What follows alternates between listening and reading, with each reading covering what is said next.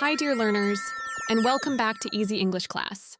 Have you ever been in a situation where you want to express something in English, but instead of words flowing naturally, your brain becomes this busy translation machine? You're constantly converting every thought from your native language, word by word, sentence by sentence, and by the time you're ready to speak, the conversation has moved on without you. Today's episode is for everyone who's tired of feeling like they're always playing catch up in English conversations. Marco and Erica will share practical, proven strategies to help your brain make that magical shift from translating to actually thinking in English. Get ready to discover how fluent speakers really process language. When you're speaking English, do you ever feel like there's this little voice in your head? Like you're trying to say something, but instead of just saying it, your brain is busy translating every single word from your native language. You're not really thinking in English. You're just shuffling words around, trying to make them fit. And honestly, it's exhausting. I've talked to so many learners who say the same thing. They want to just speak, but they feel like they're always one step behind. And the thing is, when you're translating, it's hard to keep up with real conversations. Someone says something, and by the time you've processed it, they're already 3 sentences ahead. It's like trying to run a race with weights on your feet, but it doesn't have to be that way. You can train your brain to think in English, and it doesn't have to feel like hard work. And In fact, it can actually be kind of fun. I'm Marco, by the way. And I'm Erica. This is English Flow, your relaxed, no pressure space to learn English naturally, whether you're relaxing at home, taking a walk, or just chilling out. Today, we're talking about how to stop translating in your head and start thinking in English. No boring, complicated rules. Just simple, practical ideas you can try right now. Then let's get started. Okay, before we get into how to stop translating, let's talk about why it's even a problem in the first place. Why is it bad to translate in your head? I mean, isn't that just how learning a language works? Well, not really. Translating might feel like the natural way to start, but it actually creates a lot of problems. For one, it slows you down. Like, way down. Imagine you're in a conversation and someone says something. Instead of just responding, your brain has to go through this whole process. Understand the words, translate them, think of a response in your native language, and then translate that back into English. By the time you're done, the moment's gone. Don't you think it also makes conversations feel awkward? Like you're not really there. You're just stuck in your head trying to keep up.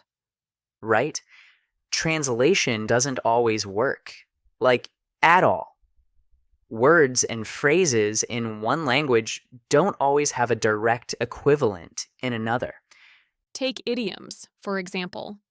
If you try to translate, "It's raining cats and dogs" word for word, it's just nonsense. And even with regular sentences, the word order might be completely different. So you end up saying something that's technically correct, but sounds off. Okay, so now that we've talked about why translating in your head is a problem, let's get into the fun part: how to actually stop doing it. There are simple, practical ways you can start. You can begin doing them right now. And the first one you can try is called the word association game.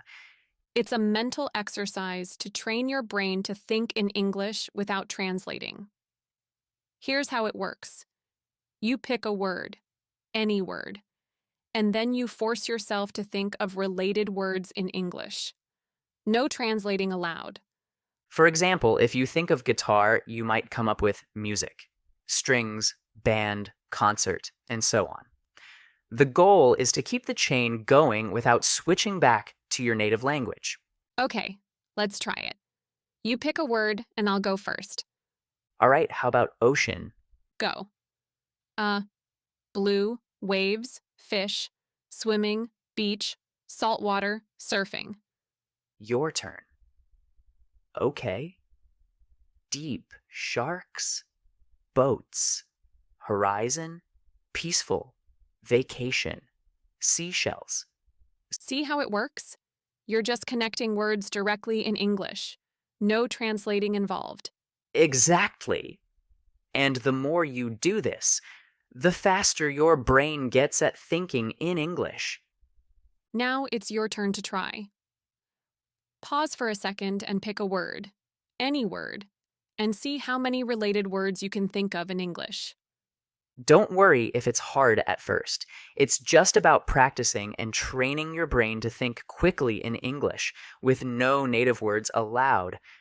Also, it's okay to get stuck. If you can't find words, just keep going and try to take your time. The point is to feel comfortable thinking only in English. All right, the next way to think in English is visualize. Don't translate. It's all about training your brain to describe things in English without switching back to your native language. This technique is pretty straightforward. You just pick an object, any object, and describe it in English. No translating allowed. Just say what comes to mind. For example, if you see a laptop, you might say, "This is a silver laptop. It has a black keyboard and a bright screen. I use it for work and watching movies." Simple, right? The key is to describe what you see without thinking in your native language first. Let's try it. I'll pick something. Okay, this water bottle. This is a blue water bottle. It's plastic and has a sports cap. I use it when I go to the gym or for long walks. I'll pick my smartphone. This is a black smartphone. It has a large screen and a good camera. I use it to call friends, take photos, and listen to podcasts. See? It's not about being perfect. It's about practicing thinking in English. And the more you do this, the easier it gets. You can turn it into a daily habit by picking 5 random objects every day and describing them. It doesn't have to be complicated. Just describe what you see, how it looks, what it's used for, whatever comes to mind. Like if you're waiting for the subway, look around and describe the station, the people, the advertisements, anything. It's a great way to practice without even realizing it. Now let's talk about building a habit around it. Because honestly, habits are what make the real difference. You can't just do these things once and expect to magically start thinking in English. It's about consistency. That's true. Set a timer for 5 or 10 minutes a day, whatever works for you. And during that time, you just think in English. No translating allowed. If you catch yourself thinking in your native language, you reset and start again. And the reason setting a timer helps is because it gives you a clear start and finish. It's not this vague, "I'll try to think in English today" thing. It's like, okay, for the next 5 minutes, I'm only thinking in English. It's manageable, and it's something you can actually stick to. Even if it's just 5 minutes a day, it adds up. Like if you do it every day for a month, that's over 2 hours of pure English thinking. And over time, it starts to feel more natural. You're basically training your brain to switch into English mode. So we've talked about what you should do to start thinking in English. But now let's talk about something you should avoid. And this one's a big one: relying too much on translation apps. I get it. Translation apps are super helpful, especially when you're just starting out. But here's the thing. If you're always translating words back to your native language, you're not really training your brain to think in English, You're just adding an extra step. right? And while it's okay to use translation apps sometimes, it's way better to check the meaning of a word in English. Like, use an English dictionary or an app that gives you the definition in English, not just the translation. Because when you look up a word in English, you're not just learning that one word. You're also learning synonyms, opposites, and how to use it in a sentence. It's like getting a whole package instead of just one piece. Yeah, and it helps you think in English too. Instead of going, oh, this word means this in my language, you're learning to understand it in English. Like if you look up the word enormous, you might see it means very big or huge. Now you've got 3 words instead of one, and you're staying in English mode. Over time, you're not just building your vocabulary, you're also training your brain to process English without switching back to your native language. It's like killing 2 birds with one stone. So we've covered a lot today: games, habits, things to avoid. But there's one more thing that's really important. Erica, I know you always say practice, but is there something else? Like, what's the big secret to thinking in English and stopping translation for good? Well, of course, practice is huge, but there's something else that's just as important: immersion. If you want to start thinking in English, you need to surround yourself with it as much as possible. And I don't mean you have to move to an English speaking country or anything like that. It's about making small changes in your daily life. For example, have you changed your phone settings to English? If not, do it right now. It's such a simple thing, but it makes a big difference. Every time you unlock your phone, check the weather, or scroll through your apps, you're seeing English. Think about all the little things you do every day. Like when you're looking up a recipe online, try searching for it in English. Or if you're reading the news, check out an English news website. Even if you only understand half of it at first, you're still training your brain to process English naturally. The more you expose yourself to English, the easier it gets to think in it.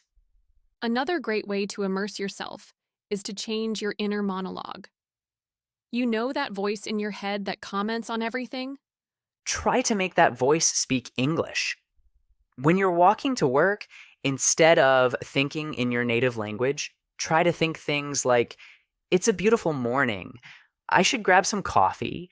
That building looks interesting. It feels weird at first, but it's incredibly effective. You're literally training your brain to default to English. And here's a fun one. Try talking to yourself in English. I know it sounds crazy, but when you're alone, maybe cooking dinner or getting ready in the morning, just narrate what you're doing. Now I'm chopping onions. This is going to make me cry. I need to add some salt to the pasta water. It's like having a conversation with yourself, and it helps you practice thinking in English without any pressure. The key with all of these techniques is to start small and be consistent. You don't have to do everything at once. Pick 1 or 2 methods that feel comfortable for you and stick with them for a few weeks. Then you can add more. Remember, the goal isn't perfection, it's progress. Every time you catch yourself thinking in English instead of translating, that's a win. And that's it for today. Thanks for sticking with us. And don't forget to try these tips out. Let us know how it goes in the comments. We love hearing about your progress and challenges. Take care, everyone. Time to go over some new words and phrases before we finish. Shuffling, meaning moving things around or changing their order. Example, he kept shuffling his papers during the meeting, trying to find the right document. One step behind, meaning always a little slower or late compared to others. Example, I feel like I'm always one step behind when my colleagues discuss new technology. Equivalent, meaning something that has the same value, meaning or effect as something else. Example, in some languages, there's no exact equivalent of certain English expressions. Idioms, meaning expressions that don't have a literal meaning but are commonly used in a language. Example, piece of cake is an idiom that means something is very easy. Visualize, meaning to imagine or picture something in your mind. Example: when learning new vocabulary, try to visualize the situation where you'd use those words. Straightforward, meaning simple and easy to understand. Example: his explanation was very straightforward, so everyone understood the process.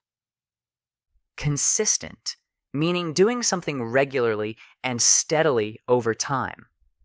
Example: the key to improving your English is being consistent with your daily practice.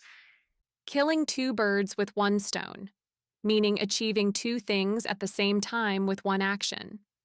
Example: watching English movies with subtitles is a great way to kill two birds with one stone. Keep practicing, and soon these words will feel natural in your daily conversations. Thanks for listening. If you want more English listening and speaking practice, subscribe for more podcast episodes to improve your fluency with natural, real life conversations. Take care, everyone.